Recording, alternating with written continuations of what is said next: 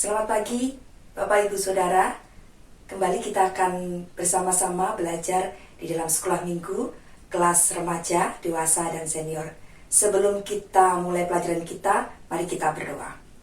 Allah Bapa yang baik, terima kasih untuk pagi hari ini. Kami mengucap syukur karena Engkau masih memperkenankan kami untuk bersama-sama belajar kebenaran firman-Mu melalui sekolah minggu. Biarlah Tuhan akan menolong kami dimanapun kami berada.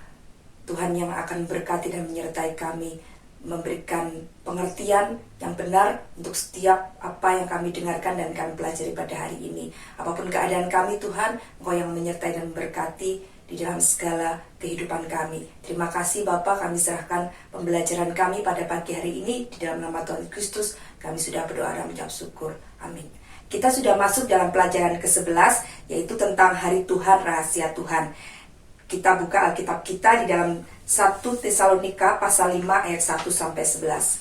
1 Tesalonika pasal 5 ayat 1 sampai yang ke-11. Berjaga-jaga, tetapi tentang zaman dan masa saudara-saudara tidak perlu dituliskan kepadamu, karena kamu sendiri tahu benar-benar bahwa hari Tuhan datang seperti pencuri pada malam. Apabila mereka mengatakan semuanya damai dan aman, maka tiba-tiba mereka ditimpa oleh kebinasaan seperti seorang perempuan yang hamil ditimpa oleh sakit bersalin. Mereka pasti tidak akan luput. Tetapi kamu, saudara-saudara, kamu tidak hidup dalam kegelapan sehingga hari itu tiba-tiba mendatangi kamu seperti pencuri, karena kamu semua adalah anak-anak terang dan anak-anak siang. Kita bukanlah orang-orang malam atau orang-orang kegelapan. Sebab itu, baiklah jangan kita tidur seperti orang-orang lain, tetapi berjaga-jaga dan sadar, sebab mereka yang tidur waktu malam, dan mereka yang mabuk waktu malam. Tetapi kita yang adalah orang-orang siang, baiklah kita sadar, berbaju sirahkan iman dan kasih, dan berketopongkan pengharapan keselamatan. Karena Allah tidak menetapkan kita untuk ditimpa murka, tetapi untuk beroleh keselamatan oleh Yesus Kristus, Tuhan kita, yang sudah mati untuk kita, supaya entah kita berjaga-jaga, entah kita tidur, kita hidup bersama-sama dengan Dia. Karena itu, nasihatilah seorang akan yang lain, dan saling membangunlah kamu seperti yang memang kamu lakukan. Bagian pertama dari pembelajaran kita akan belajar tentang waktu kedatangan Tuhan. Dalam suratnya kepada jemaat di Tesalonika, Rasul Paulus menuliskan bahwa kedatangan Tuhan waktunya tidak ada yang tahu, seorang pun tidak, sama seperti yang dikatakan Tuhan Yesus kepada murid-muridnya tentang hari Tuhan, bahwa ketika hari Tuhan datang, tidak ada seorang pun yang tahu. Malaikat tidak, bahkan Dia sang anak pun tidak. Kita lihat dalam Markus pasal 13 ayat 32 sampai 33. Tetapi tentang hari atau saat itu tidak seorang pun yang tahu, malaikat-malaikat di surga tidak, dan anak pun tidak, hanya Bapa saja. Hati-hatilah dan berjaga-jagalah, sebab kamu tidak tahu di manakah waktunya tiba. Rasul Paulus mengajarkan seperti apa yang diajarkan Tuhan Yesus, bahwa kedatangan Tuhan itu digambarkan seperti seorang pencuri yang mendatangi rumah seseorang. Kita tahu ketika seorang pencuri datang ke rumah seseorang, maka si tuan rumah tidak akan mempersiapkan segala sesuatunya. Dia tidak akan berpikiran, oh nanti malam ada pencuri yang akan datang ke rumah saya. Saya akan mempersiapkan senjata yang akan saya gunakan untuk membela diri. Atau mungkin saya akan nanti menelepon polisi, ya, untuk nanti menangkap si pencuri kalau dia datang ke rumah saya. Tidak seperti itu. Pencuri datang ketika si tuan rumah lengah dan tidak berjaga-jaga, sehingga dia bisa dengan leluasa melancarkan aksinya, mengambil semua barang berharga di rumah si tuan rumah tanpa diketahui oleh si tuan rumah. Nah, seperti itulah waktu kedatangan Tuhan. Tidak diduga, tidak disangka-sangka, dan datang secara tiba-tiba. Ayat yang ketiga, Rasul Paulus ingin memperingatkan kepada orang-orang tidak percaya bahwa kedatangan Tuhan yang seperti pencuri merupakan ancaman bagi mereka. Dalam artian, saat hidup mereka baik-baik saja dan mereka merasa semuanya berjalan dengan lancar, damai dan tenang, namun ketika tiba-tiba Tuhan datang kembali secara tiba-tiba, mereka diharuskan menghadap tahta pengadilan Allah untuk dihakimi.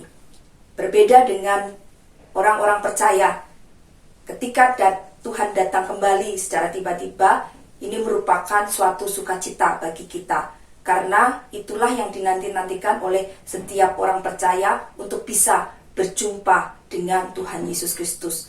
Dan bersama-sama Dia memerintah di surga. Saat hari Tuhan datang, orang-orang percaya menyambut terang yang sempurna, yaitu Tuhan Yesus Kristus. Menjadi sukacita yang besar karena janji Allah digenapi dan pengharapan kita tidak sia-sia. Bagian kedua dari pelajaran kita belajar tentang kesiapan menyambut kedatangan Tuhan.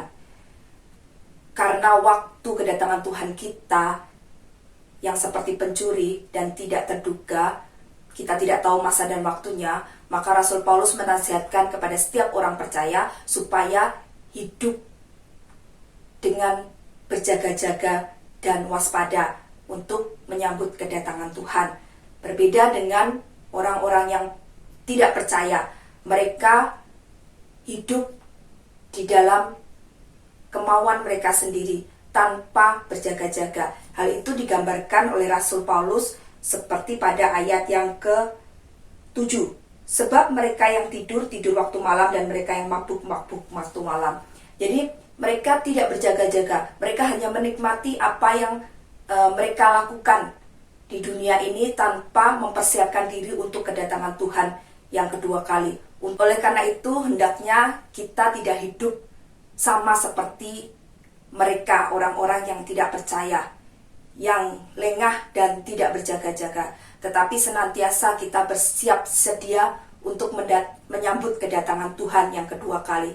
Untuk menyambut hari Tuhan, kita senantiasa menggunakan senjata Allah, yaitu dalam ayat yang ke-8, di situ dikatakan berbaju sirahkan iman, kasih, dan berketopongkan pengharapan keselamatan.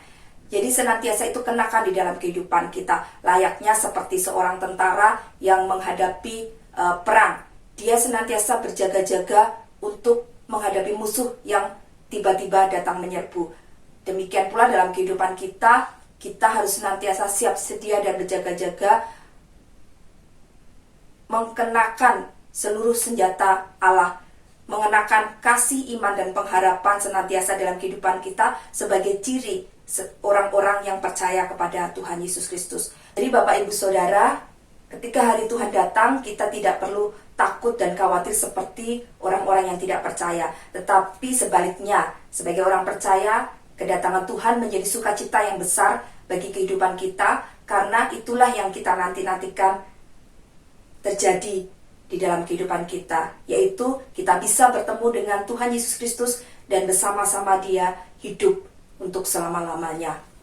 Oleh karena itu, mari kita senantiasa berjaga-jaga dan siap sedia. Di dalam ayat yang ke-11, Rasul Paulus menasihatkan supaya kita saling membangun satu dengan yang lain, saling menguatkan di dalam dunia ini sambil menunggu kedatangan Tuhan yang kedua kali. Sehingga ketika Tuhan datang yang kedua kali, kita didapati tetap setia kepada Dia. Itu pelajaran kita hari ini. Jika mungkin ada pertanyaan atau ada yang tidak jelas, silahkan bertanya kepada guru masing-masing. Bisa kepada Ibu Yohana, saya Ibu Yohan, atau Ibu Ripka, atau kepada Bapak Pendeta. Dan kita akan akhiri sekolah minggu kita hari ini. Mari kita berdoa. Bapak, terima kasih karena hari ini kami boleh bersama-sama belajar tentang waktu datangnya hari Tuhan. Biarlah kami terus memelihara iman, kasih, dan pengharapan kami di dalam kehidupan kami, untuk kami senantiasa berjaga-jaga dan siap sedia, sehingga ketika Tuhan datang kembali, kami boleh didapati setia dan melakukan yang terbaik untuk hormat dan kemuliaan bagi nama-Mu. Jadi sukacita yang besar ketika Tuhan datang kembali dan kami boleh bersama-sama dengan Engkau, berkumpul bersama-sama dengan orang percaya, hidup untuk selama-lamanya. Terima kasih Bapa untuk kebaikan-Mu. Terima kasih untuk kasih setia-Mu. Terima kasih untuk janji yang Kau berikan dalam kehidupan kami, yang Kau nyatakan pada saatnya nanti ketika Engkau datang kembali. Terima kasih Bapa, kami serahkan hidup kami sepenuhnya ke tangan kuasa-Mu. Tolong kami untuk terus berjaga-jaga dengan memelihara iman, kasih, dan pengharapan kami. Terima kasih, di dalam nama Tuhan Yesus Kristus kami sudah berdoa. Amin. Selamat pagi, Tuhan Yesus memberkati.